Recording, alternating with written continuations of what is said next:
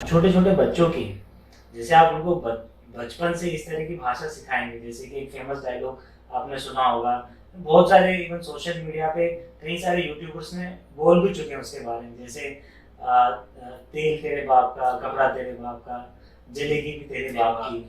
तो उसे मैं ये बोलूंगा, रावण के बाप की जलेगी या नहीं जलेगी, पर जिसने मूवी बनाई है उसकी जरूर जलेगी।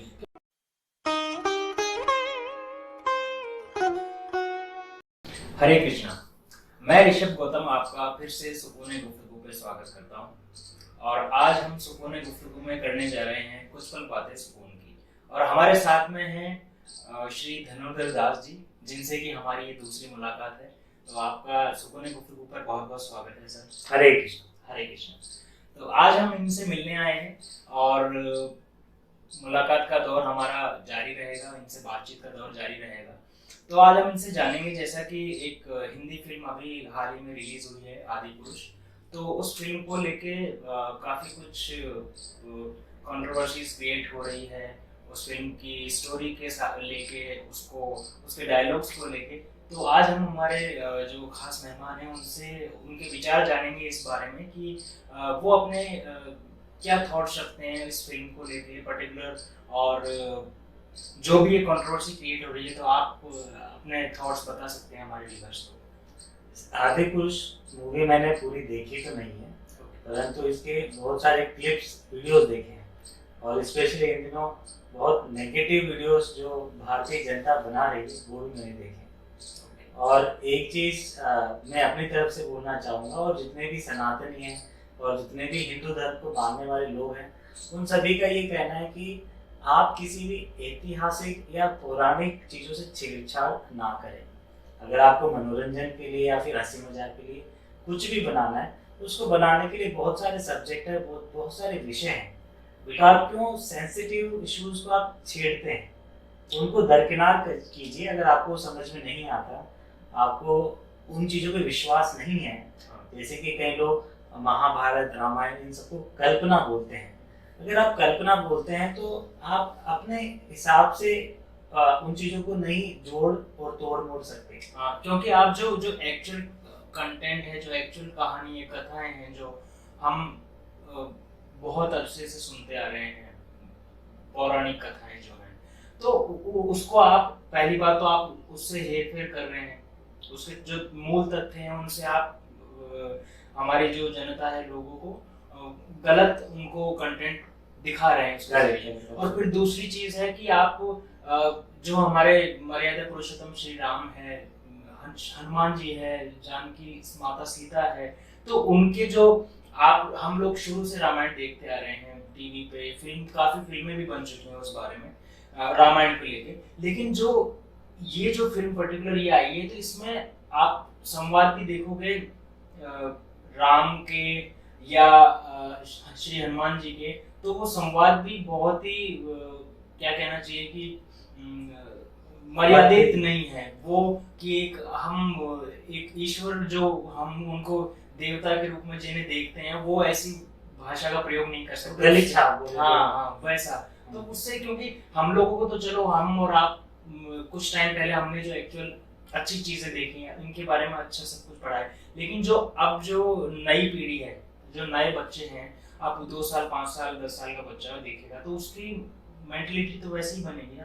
तो उसके बारे में आपके भी कुछ राय हो तो आप बताइए कि क्या होना चाहिए इसके लिए। जैसे तो मैं अपनी पहली बात को कंटिन्यू करूंगा कि जो व्यक्ति ऐतिहासिक और रामायण को कल्पना समझता हो, वो इसके बारे में सत्य बता ही नहीं सकता।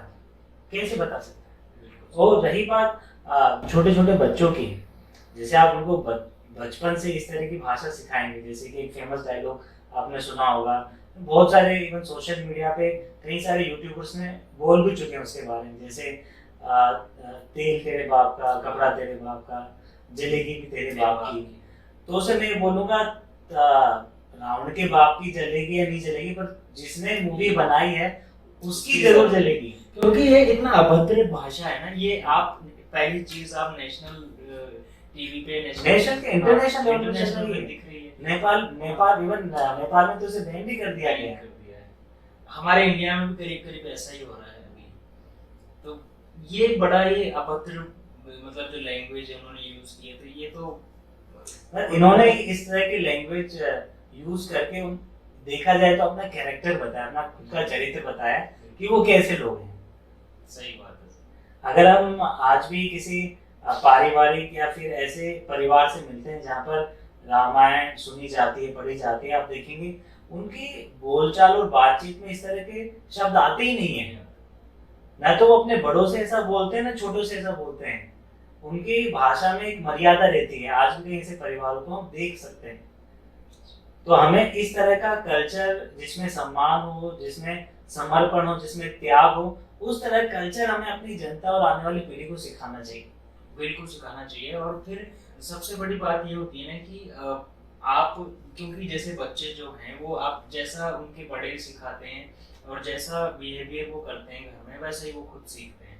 तो अगर आसपास की सोसाइटी में उनके बड़े, उनके जो फैमिली मेंबर्स है, वो उनको अलग इस तरीके का कंटेंट दिखाएंगे और ये सब होगा, और कंटेंट दिखाएंगे ये तो होगा ही ना। जैसे अभी कोई बच्चा इस तरह का लैंग्वेज सुने कि इस कपड़े तेरे बाप का और ये तेल तेरे बाप का, तो आजकल के बच्चे भी मजाक मजाक अपने पिताजी को बोलेगा, पिताजी कैसा तेरे बाप का है, फेल भी होगा वो, सब तेरे बाप का लेगा।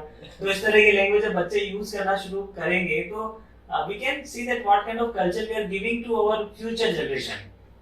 वो बिल्कुल देखा जाए तो कि कुछ हम अच्छा सिखाना या सीखना चाहते हैं, लेकिन कुछ ऐसी चीजें हो जाती है जिससे कि बिल्कुल विपरीत असर पड़ता है हमारी जो आगे आने वाली जनरेशन है उसके लिए। तो 100% बस वही है कि हमारी कोशिश यही है, या हम लोग यही चाहते हैं कि ऐसा ना हो। और जो लोग ऐसा जो अपने आप को बहुत ही क्रिएटिव माइंड बोलते हैं कि हम लोग, हमारा क्रिएटिविटी हमारा हक है, हम कुछ भी कर सकते हैं, बट आप तो क्रिएटिविटी राक्षस प्रजाति के लोग में भी होती है और राम वाले जैसे व्यक्तियों में क्रिएटिविटी होती है। रावण ने भी अपनी क्रिएटिविटी लगाई और राम जी ने भी अपनी क्रिएटिविटी लगाई। अब आपको पता करना है, आपको अपने आप के अपने कैरेक्टर, अपने चरित्र में झांक के देखना है कि आप अपनी क्रिएटिविटी कहाँ लगाने चाहते हैं। Exactly, correct. तो वही चीज है ना कि आपने जो फिल्म मेकर्स है, जो राइटर है, उसके फिल्म के डायरेक्टर है, एक्टर्स भी है, चलो एक्टर्स सेकेंडरी हो जाते हैं क्योंकि उनका काम है किसी कैरेक्टर को प्ले करना। एक्टर्स तो उनको उनका तो रहता है कि हम आपको 50 लाख रुपए देंगे, 1 करोड़ रुपए देंगे, जैसे डायलॉग्स लिखे आपको जस्ट वो एक्टिंग करके बताना है। तो वो, लेकिन कहीं ना कहीं उनका भी कंसर्न होना चाहिए, जैसा कि नहीं होता है ना, कई एक्टर्स को लगता है कि मूवी मेरे को नहीं करनी है, मेरी छवि को बेकार करेगी, नहीं करता। नहीं भी करते। कई सारे लोग आपने सुना होगा, अभी प्रभास को बोल रहे हैं कि प्रभास तुमने ये मूवी लेके अपना कैरेक्टर पर, अपना कैरियर बर्बाद कर दिया है, और जो कि इतना अच्छा काम कर चुके हैं। हाँ, जितना जैसे सबको पता है कि बाबू जो उसको लेकर उनके प्रति बहुत सारी आशाएं लोगों के मन में जगी थी। अब प्रभास ने ये कैरेक्टर प्ले करके अपना कैरेक्टर, अपना कैरियर दोनों बर्बाद कर दिया है। क्योंकि नेगेटिविटी बहुत जल्दी अपने ऊपर हावी होती है कि आप 100 चीजें अच्छी कर लो, अगर एक चीज गलत कर दी तो आप वो चीज है। तो हम यही सोचते हैं और उम्मीद करते हैं कि आगे ऐसा ना हो, क्योंकि और ज्यादा से ज्यादा ये होना चाहिए कि आप अपना खुद का कंटेंट, खुद की स्टोरी है, आप उसमें आप कुछ भी करो। बहुत सारे मुद्दे, पौराणिक जो कथाएं हैं उनके साथ आप छेड़छाड़ ना करें तो अच्छा है, क्योंकि इतिहास, और ये तो मतलब इतिहास भी नहीं, ये तो आपका धर्म से जुड़ी चीजें हैं, संस्कार से जुड़ी चीजें। ये अगर हम हमारी पीढ़ी को गलत इसको मॉडिफाई करके उनको दिखाएंगे तो मतलब बिल्कुल क्या कहें उसको, कि कुछ शब्द नहीं मिल रहा है कि इतना गलत इम्पैक्ट जाएगा हमारी सोसाइटी में और हमारे आने वाली जनरेशन पे। 100%। तो ये होना चाहिए। तो आप अपनी तरफ से कुछ सुझाव दे सकते हैं, हमारे जो मेकर्स हैं और राइटर्स हैं और जो भी इस टीम से जुड़े हुए लोग थे, कि हालांकि अब उन लोगों ने एक्सेप्ट किया है कि हमसे थोड़ी उसमें मिस्टेक हुई है, बट मिस्टेक आप इतने बड़े लेवल पे जाके, मुझे नहीं लगता कि ये ऐसा होना चाहिए? देखिए, जो मूवी के जो मेकर्स होते हैं, डायरेक्टर्स होते हैं, उनकी बहुत बड़ी जिम्मेदारी होती है सोसाइटी पर। बिल्कुल। क्योंकि वो किस तरह का चरित्र, किस तरह का एक मूवी का थीम जनता के सामने लेकर आ रहे हैं, क्योंकि उसको देखकर कई सारे लोग उसमें से कुछ चीज सीखेंगे, उसमें से कुछ चीज अपनी लाइफ में अप्लाई करेंगे। तो ये एक तरह से सोसाइटी के लीडर्स हैं, जैसे बड़े राजनेता हो गए, बड़े अभिनेता हो गए, इवन बड़े बिजनेसमैन हो गए। तो ये लोग की होल्डर्स है किसी भी सोसाइटी, किसी भी समाज, किसी भी देश के। तो इनकी बहुत बड़ी जिम्मेदारी होती है कि क्या कंटेंट सोसाइटी के सामने लेके आते हैं। जैसे बड़ा नेता क्या हजारों करोड़ों लोगों के सामने क्या बोलता है, उसको बहुत केयरफुल रहना पड़ेगा। जैसे आपको छोटे मोटे लोग, आप और हम जैसे लोग कुछ बोल दिए, क्योंकि हम एक बहुत छोटा है, हमारा सर्कल छोटा है, लोग करना। परंतु अगर आप हजारों लोगों का प्रतिनिधित्व कर रहे हैं, तो आपकी जिम्मेदारी ज्यादा बढ़ जाती है, क्योंकि आप कुछ भी ऐसे पेश नहीं कर सकते, कुछ भी सर्व नहीं कर सकते जनता के सामने। तो बहुत थॉटफुल होकर आपको जनता के सामने बोलना पड़ेगा, अपना क्रिएटिविटी बतानी पड़ेगी। और ऐसे हजारों करोड़ों सब्जेक्ट्स हैं जिनको आप लेकर आप जनता के सामने बहुत इनोवेटिव आइडिया से आ सकते हो, फिल्म बना सकते हो आप, उस पर जो भी कंटेंट आप चाहते हो वो बना सकते हो। लेकिन जो मेन कंसर्न है हमारा, आप उससे जो उसकी जो मूल कथा है उससे आप छेड़छाड़ ना करें, सबसे बड़ी बात। और जो एक्चुअल में जो कहानियां हैं, जो कथाएं हैं, वो जो थी उसको एज इट इज रहने दें। उसको आप ठीक है, आप एक्टर्स अलग हो गए, आपके डायरेक्टर अलग हो गए, आपका कुछ कॉन्सेप्ट, आपका इनोवेशन, आपका खुद आप कुछ ऐड ऑन कर रहे हो, बट कहानी से छेड़छाड़ इनोवेशन करने के लिए बहुत सारी चीजें। आप कैरेक्टर्स को क्यों, कैरेक्टर्स को धज्जियां उड़ा रहे हो। हाँ, तो क्यों उनकी श्री राम को बोलते हैं मर्यादा पुरुषोत्तम श्री राम, क्यों उनकी मर्यादा से छेड़छाड़ कर रहे हो। जैसा उनका नाम है, जैसा उनका चरित्र है, उसे सिखाने की कोशिश करो, उनको एक जितना बेहतर हो सके उनको प्रदर्शित करने की कोशिश करो। आप देखेंगे कई कंट्रीज में, मैंने सुना है थाईलैंड या कंबोडिया, वहां पर रामायण और महाभारत बहुत सुंदर तरीके से प्रदर्शित और दिखाई जाती है। और कई बार देशों में सुना है कि वहाँ के एयरपोर्ट्स और कई मेन जगह उन्होंने जैसे समुद्र मंथन का एक चित्रण किया है, एक डायग्राम जैसे मूर्तियां टाइप में बनाई है, जैसे लोग देखें करें। तो वो लोग जब हमारे सनातन कल्चर की इतनी रेस्पेक्ट कर रहे हैं, तो हम तो केंद्र है पूरे सनातन कल्चर के, तो हमें तो बल्कि दुनिया के सामने पेश होना है कि हाँ भाई ये कल्चर है, ये इतिहास है। इसमें सरकार की भी जिम्मेदारी होती है, चाहे वो केंद्र हो चाहे राज्य हो, फिर लोकल जो राजनेता है, चाहे मेयर हो, MP पार्षद वगैरह, सबकी जिम्मेदारी बनती है अपने कल्चर को सहेजने की और उसको संजोए रखने की। और आपकी कम्युनिटी के साथ में, आपकी सोसाइटी के साथ में वो तालमेल आपको, क्योंकि आप एज ए लीडर आपका जिम्मेदारी ये बन जाती है कि क्योंकि आपकी लोग बात सुनते हैं, है ना। तो सबसे बड़ी चीज है कि आप लोगों को उस चीज पे कमांड रखें और लोगों को अवेयर रखें उन चीजों से। आपके जो ये पौराणिक कथाएं हैं और ईश्वर की जो ये हुई है, लीलाएं हुई है, रामायण है, महाभारत है, तो वो एग्जैक्ट जब हमारे बाहर विदेशी लोग एडमायर कर रहे हैं उन चीजों को, जैसा आपने अभी सारी बात बताई है, तो क्यों ना हम, और हमारे यहाँ उसका उद्गम ही यहीं से हुआ है, तो हमें भी उसकी रेस्पेक्ट करनी चाहिए, उसको अपनाना चाहिए। गांव में छोटे छोटे जो रामायण के मंचन होते हैं, नाट प्ले करते हैं, लाइव प्ले करते हैं, वो प्ले इससे आदि पुरुष अच्छे हैं। बिल्कुल आप देखेंगे उनका जो चित्रण करने का तरीका होता है, ऑन द स्पॉट है, ऑन द स्पॉट बोलते हैं, लाइव लोग देख रहे हैं, वो ज्यादा बढ़िया लगेंगे बजाय आदि पुरुष। हमने खुद ने भी किया है वो, मतलब कामलीला में 2 बार मौका मिला काम करने का, तो वो बड़ा अच्छा लगता है, क्योंकि जो कहानी होती है वो एज इट इज चलती है। और तो सारे मेरा तो एक आदि पुरुष से बढ़िया अगर किसी लाइव वो नाट्य मंच करने वाले लोगों का चित्रण करके बताए तो ज्यादा अच्छा रहता है। चलिए, बाकी आप कुछ कहना चाहेंगे इसके बारे में, क्या कुछ होना चाहिए और इसको लेके कि जो भी आपने चलो आपने कर दिया, आपने फिल्म बना दी रामायण को लेके, और आप उसमें आप मैनिपुलेट भी कर रहे हो।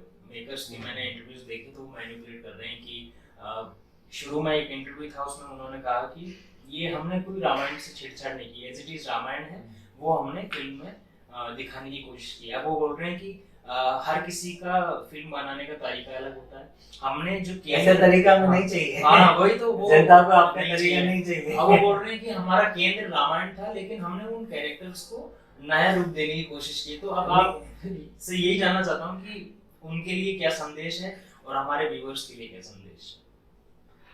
आप सभी के लिए एक छोटा सा संदेश तो ये रहेगा कि ये सीख है जो फिल्म मेकर है, मूवी मेकर सर, उनके लिए भी और जनता के लिए भी, और मूवी मेकर्स के लिए कि आप कुछ भी सिनेमा या चलचित्र जगत में कुछ भी बनाना चाहते हैं तो इस चीज़ का विशेष ध्यान रखें कि जनता की भावना के साथ खिलवाड़ ना करें।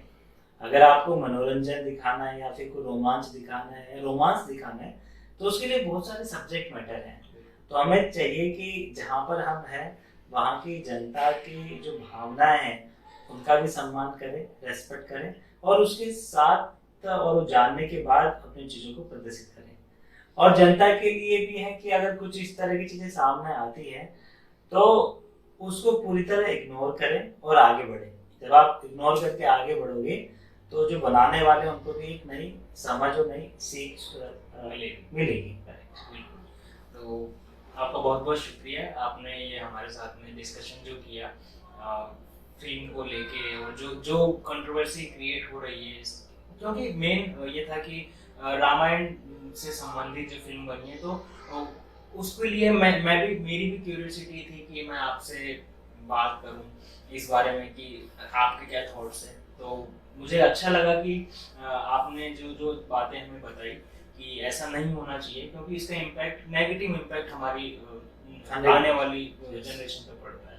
तो आपका बहुत बहुत धन्यवाद फिर से, और सुपने गुफ्तगू में बने रहने के लिए, और उम्मीद करता हूँ मैं आपसे फिर मुलाकात होगी।